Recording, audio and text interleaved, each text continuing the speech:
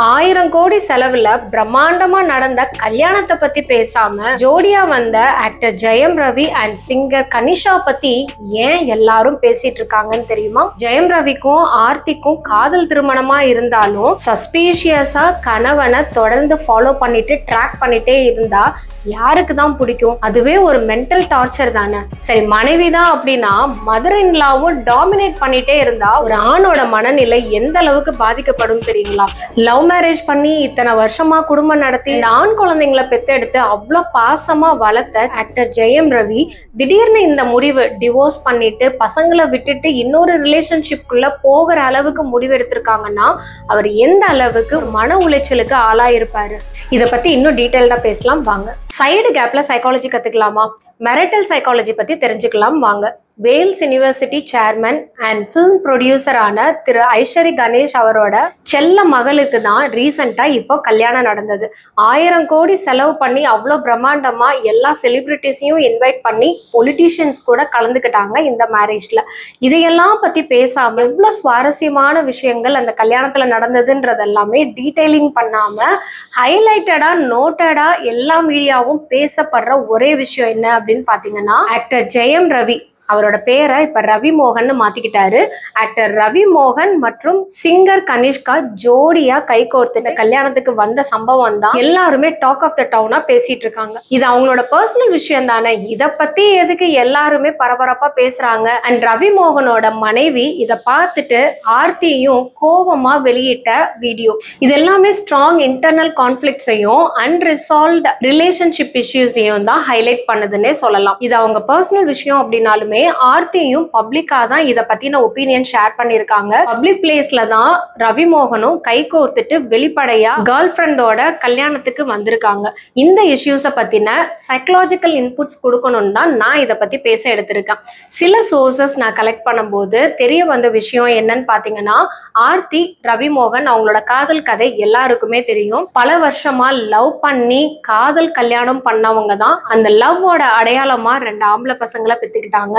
வெளிவட்டாரத்துல அவங்க லவ் பண்ணாங்க, கல்யாணம் பண்ணாங்க, நல்லா ஹாப்பியா வாழ்ந்துட்டு இருந்தாங்க. இடையில வந்த எக்ஸ்ட்ரா மேரிட்டல் அஃபேரா தான் சிங்கர் கனிஷ்கா இன்வால்வ் ஆயிருக்காங்க.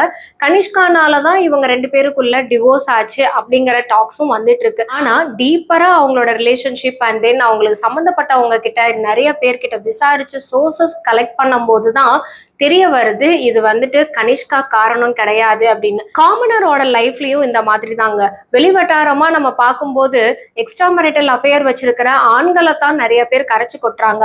அந்த ஆண் அந்த பெண்ணை லவ் பண்ணி ஏமாத்திட்டு வேற ஒரு பொண்ணோட கள்ள உறவு வச்சுக்கிறாங்க. அந்த கள்ள உறவு அப்படிங்கிற ஒரு டேர்மே இல்லை. இது எக்ஸ்ட்ரா மேரிட்டல் அஃபேர்னு கூட சொல்லுங்களேன் தவிர இது கள்ள காதல் கள்ள உறவு அப்படின்னு அந்த உறவுகளை கொச்சப்படுத்தாதீங்க. ரிலேஷன்ஷிப் அப்படிங்கிறது வாழ்க்கையில ரொம்ப முக்கியமான ஒரு ஃபீலிங். கல்லானாலும் கலவன், புல்லானாலும் புருஷன் அப்படின்னு சொல்லிட்டு கஷ்டத்தையும் டாக்ஸிக்கான ரிலேஷன்ஷிப்னு தெரிஞ்சும் கூட குடும்பம் நடத்திட்டு இருக்கிற பெண்கள் அதையெல்லாம் தாண்டி ஒரு செல்ஃப் அவேர்னஸ், இந்த மாதிரியான டாக்ஸிக் ரிலேஷன்ஷிப்ல வாழ தேவையில்லை, லைஃப் ஒரு முறை தான், அதுல பிடிச்ச மாதிரி பிடிச்சவங்களோட வாழ்ந்துக்கலாம் அப்படிங்கிற ஒரு ஃப்ரீடம் ஆஃப் லிவிங்கும் நிறைய அவேர்னஸும் ஈக்குவாலிட்டியும் வந்துருச்சு. கணவன் மனைவிக்கு தேவையான அத்தியாவசிய தேவைகளை பூர்த்தி செய்யல, இல்ல லக்ஸுரி லைஃபை லீட் பண்ணல, அங்க கூட்டிட்டு போல இங்க கூட்டிட்டு போல, வேணுங்கிறதெல்லாம் வாங்கி கொடுக்கலன்றது டாக்ஸிக் ரிலேஷன்ஷிப் கிடையாது. ஆனா ஒரு இமோஷனலி ஸ்டக்கப் ஆகுறது அண்ட் அவங்கள ஒரு சஸ்பீஷியஸ் பார்வையில பாக்குறது, மனைவி கணவனையோ இல்ல கணவன் மனைவியோ ஒரு சந்தேக பார்வையில பாக்குறதோ தவறு செய்யறது எல்லாருக்குமே இயல்பான ஒரு விஷயம்தான். ஏதோ ஒரு தவறு பண்ணிட்டா அதை உட்கார்ந்து பேசி சரி கட்டி ஒரு ட்ரஸ்ட் பில்டிங் பண்றதுதான் ரிலேஷன்ஷிப்க்கு அஸ்திவாரமா அமையும்.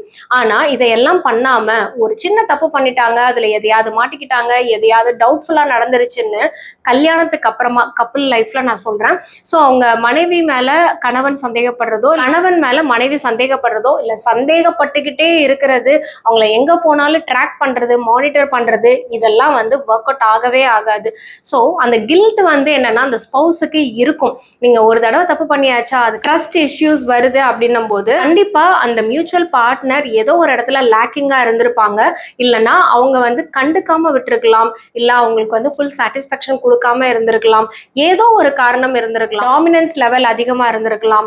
ஸோ ஏன்னா ஹஸ்பண்ட் அண்ட் ஒய்ஃப் ரிலேஷன்ஷிப் ரெண்டுமே வந்து ஈக்குவலா போயிட்டு இருக்கிற சரியான அளவுல ஒரு வண்டியோட சக்கரம் மாதிரி தான் இருக்கணுமே தவிர, இதுல வந்து ஒரு சக்கரம் பெருசா இருக்கு, ஒரு சக்கரம் சின்னதா இருக்கு அப்படின்னும் போது அந்த வண்டி ஈக்குவலா கரெக்டான லெவல்ல கொண்டு போக முடியாது இல்லையா? இந்த சேம் கான்செப்ட் தான் கணவன் மனைவியை டாமினேட் பண்றதோ இல்ல மனைவி கணவனை டாமினேட் பண்றதோ, இங்க டாமினன்ஸ் லெவல்ல ஒருத்தர் ஓவர் பொசசிவா இருக்கேன், பொசசிவ்ன்ற பேர்ல சந்தேகம் அதிகமா பட்டுட்டே இருக்கிறதோ ஒரு டே டு டே லைஃப்க்கு, ஒரு பீஸ்ஃபுல்லான லைஃப்க்கு ஒத்தே வராது. ஏன் அப்படின்னா 24 மணி நேரமும் கூடயே இருக்கிறதா இந்த கப்பிள் ரிலேஷன்ஷிப். அதுல எப்ப பார்த்தாலும் நைன்னு பண்ணிட்டோ இல்ல டார்ச்சர் பண்ணிட்டு இல்ல வந்து அவங்கள ரொம்ப டாமினேட் பண்ணிட்டு இருந்தா எப்படி மனுஷன் நிம்மதியா வீட்டுல இருக்க முடியும்? வேலையில வந்துட்டு இந்த மாதிரி ப்ரெஷர் இருந்தா சரி வீட்டுக்கு போனா ரிலாக்ஸ் ஆகலாம்னு சொல்லலாம், வெளியில ஃப்ரெண்ட்ஸ் கூட இருந்தா அந்த ஃப்ரெண்ட்ஷிப்பே வேணான்னு சொல்லிட்டு அதை கட் பண்ணிட்டு வந்துடலாம். ரிலேட்டிவ்ஸ்குள்ள பிரச்சனைனாலும் கூட ரிலேட்டிவ்ஸோட பேச்சுவார்த்தையே தேவையில்லை அப்படின்னு சொல்லிட்டு தலைமொழிகிடலாம். ஆனா ஒரு மனைவி இல்ல கணவன் அப்படின்னா அந்த கப்பிள் ரிலேஷன்ஷிப்குள்ள பிரச்சனையாவே இருக்கு அப்படின்னா எங்க போய் தான் அதை ரீப்ளேஸ் பண்ண முடியும்? அத இந்த மாதிரியான சிச்சுவேஷன் பேர் தான் டாக்ஸிக் ரிலேஷன்ஷிப்னு சொல்லுவாங்க. ரவி மோகனும் கொஞ்ச நாளா இந்த மாதிரி டாக்ஸிக் ரிலேஷன்ஷிப்ல தான் இருந்திருக்காரு. ஒரு பக்கம் அவங்க மனைவி எங்க போற என்ன பண்ற, அதே மாதிரி ஷூட்டிங் ஸ்பாட்ல இருக்கும்போது ரவி மோகன் கிட்ட கூட கால் பண்றது இல்லையாமா, அசிஸ்டன்ட் கிட்ட கால் பண்ணி எங்க இருக்காங்க, என்ன பண்றாங்க, ஷூட் நடக்குதா இல்லையா அப்படின்றதெல்லாம் விசாரிக்கிறது. சரி, அசிஸ்டன்ட் கிட்ட வந்துட்டு விசாரிக்கிறது மட்டும் இல்லாம டைரக்டர் கிட்ட, ப்ரொடியூசர்ஸ் கிட்ட இந்த மாதிரி எல்லாம் வந்து அவரோட நேமை ஸ்பாயில் பண்ற விதமா நடந்துக்கும் போது, அதுவும் ஆக்டர் ரவி மோகன் அவர் காதுல விழற மாதிரி இந்த மாதிரி சம்பவங்கள் நடக்கிறது. நடுராத்திரில 12 மணி ஆனாலும் அவங்க ஸ்டே பண்ணி இருக்கிற ஹோட்டலுக்கு திடீர்னு வந்து யாராவது கூட இருக்காங்களா, யார் வந்தாங்க போனாங்கன்னு சொல்லிட்டு மானிட்டர் பண்றது, ஒரு சந்தேகப்படுறத அப்பட்டமா அவங்க முன்னாடியே வந்துட்டு அந்த ஒரு ஆக்டிவிட்டீஸ்ல எல்லாம் சேஞ்சஸ் காட்டுறது, இது எல்லாம் என்ன அப்படின்னா இமோஷனல் டார்ச்சர்ஸ்னே சொல்லலாம். இதுல என்ன அப்படின்னா லவ் பண்ணி தானே கல்யாணம் பண்ண, எங்க என்னை விட்டுட்டு போக போற அப்படின்னு ஒரு ஓவர் தென்னாவெட்டாவோ இல்ல வந்துட்டு உங்க ரிலேஷன்ஷிப்ல அலட்சியமா இருக்கிறது.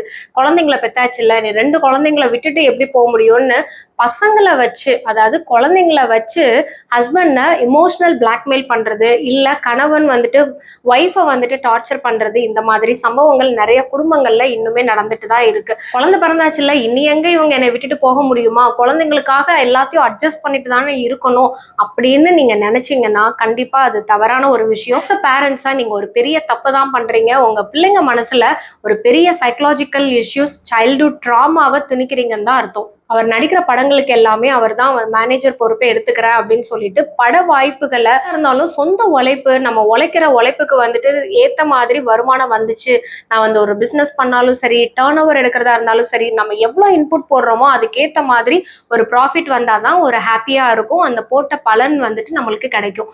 ஆனா இங்க ஒரு மனைவி வந்து கண்ட்ரோல் எடுக்காம மாமியார் வந்துட்டு கண்ட்ரோல் எடுக்கிறாங்க அப்படின்னும் போது ரவி மோகனுக்கு இன்னுமே ஒரு மன உளைச்சலா இருக்கு. டாமினேஷன், அதாவது அவரோட ஃபினான்ஸ் ஹேண்ட்லிங்கா இருக்கட்டும் இல்ல படம் கதை கேட்கறதா இருக்கட்டும், ரவி மோகனோட எல்லா ப்ரொஃபஷனல் ஆக்டிவிட்டிஸ் எல்லாமே அவங்க மாமியார் தான் டேக் ஓவர் பண்ணியிருக்காங்க.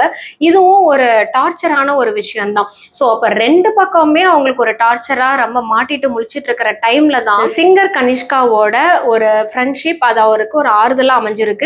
இன்ஃபேக்ட் சொல்ல போனா அவங்க சிங்கர் மட்டும் இல்ல, அவங்க ஸ்பிரிச்சுவல் ஹீலரும் கூட, அதாவது சைக்காலஜிஸ்டும் கூட. இவ்வளோ ஒரு டார்ச்சரஸ் லைஃப்ல இருந்துட்டு இருக்கும்போது ஒரு ஃப்ரெண்ட்ஷிப் ஒரு ஆறுதலா சொல்லும் போது டே பை டே அவங்களோட ஃப்ரெண்ட்ஷிப் லவ்வா மாறி இருக்கலாம், அதுவே அவங்களோட ரிமைனிங் லைஃப்ல ஒரு லைஃப் பார்ட்னரா வரலாம் அப்படிங்கிறது அவங்களோட பர்சனல் விஷயம், தனிப்பட்ட ஒரு கம்ஃபர்டபிலிட்டி. ஏன்னா வாழ்க்கை ஃபுல்லா டாக்ஸிக்லேயே இருக்கணும், ஒரு செலிபிரிட்டின்றதுனால அவங்க ஃபேன்ஸ் என்ன பேசுவாங்க, இல்ல நல்ல படங்கள்ல நல்ல ஒரு கதாபாத்திரத்துல எல்லாம் நடிச்சு எல்லாரோட மனசையும் கவர்ந்து இழுத்த ஜெயம் ரவி இப்படி ஒரு எக்ஸ்ட்ரா மேரிட்டல் வச்சுக்குவாரா, அவங்க மனைவிக்கு துரோகம் பண்ணுவாரா, பசங்களை விட்டுட்டு போவாரா அப்படின்னு எல்லாரும் பேசுறாங்க. ஆனா அஸ் எ இண்டிவிஜுவலா அவரோட பர்சனல் விஷயங்களை நீங்க யோசிச்சு பாத்தீங்கன்னா புரியும். அவரை பத்தி தப்பா பேசுறதோ இல்ல ஆர்த்தியை பத்தி தப்பா பேசுறதோ இதுல எந்த பிரயோஜனமும் இல்லை. அவங்களோட வாழ்க்கை, அவங்களுக்கு ஒரு பிரைவசி இருக்கு, அவங்களுக்கும் ஒரு ஃப்ரீடம் இருக்கு, வாழ்க்கையை தேர்ந்தெடுக்கிறதுக்கும் அவங்களுக்கு எந்த பிடிச்சமான வாழ்க்கையோ அந்த பிடிச்ச வாழ்க்கைக்கு ஸ்விட்ச் ஆகிக்கிறதுக்குமே அவங்களுக்கு உரிமை இருக்கு. ஸோ லீகலான விஷயங்கள் அவங்க ப்ரொசீஜர்ஸ் எல்லாமே ஃபாலோ பண்ணிட்டு தான் இருக்காங்க. இந்த வீடியோ நீங்க பார்த்துட்டு இருக்கீங்க அப்படின்னா நீங்களும் புரிஞ்சுக்கோங்க. உங்களோட ஸ்பவுஸ் அப்படிங்கிறவங்களுக்கு ஒரு ஃப்ரீடமோ, அவங்களுக்கான ஒரு ப்ரைவசி டைமோ, அவங்களுக்கான ஒரு ஸ்பேஸ் கொடுங்க. எப்பவுமே சந்தேகப்படுறதுனாலயோ, அவங்கள இறுக்கி பிடிக்கிறதுனாலயோ, பிள்ளைங்க இருக்காங்கன்றத அதை காட்டி மிரட்டி உங்க ரிலேஷன்ஷிப்பை தக்க வைக்கணும் அப்படின்னு நினைச்சீங்கனாலோ it's a very bad idea. Self esteem அப்படிங்கிறது எல்லாருக்குமே இருக்கு. அதை மரியாதை கொடுத்து அதை நீங்க ரெஸ்பெக்ட் பண்ணீங்கனாலே உங்களோட லவ் இன்னுமே ஸ்ட்ராங் ஆகும். இந்த மாதிரி ட்ரெண்டிங்கான விஷயங்களை சைக்கலாஜிக்கல் அனாலிசிஸோட எக்ஸ்க்ளூசிவ் கான்டென்ட் தெரிஞ்சுக்கிறதுக்கு நம்ம சேனல்ல சப்ஸ்கிரைப் பண்ணிக்கோங்க. அண்ட் உங்களுக்கு ஏதாவது queries இருந்ததுன்னா என்னோட மெயில் ஐடிக்கு ட்ராப் பண்ணுங்க. காமனான queriesஆ இருந்ததுன்னா கமெண்ட் பண்ணுங்க. Take care of your mental health. நன்றி, வணக்கம்.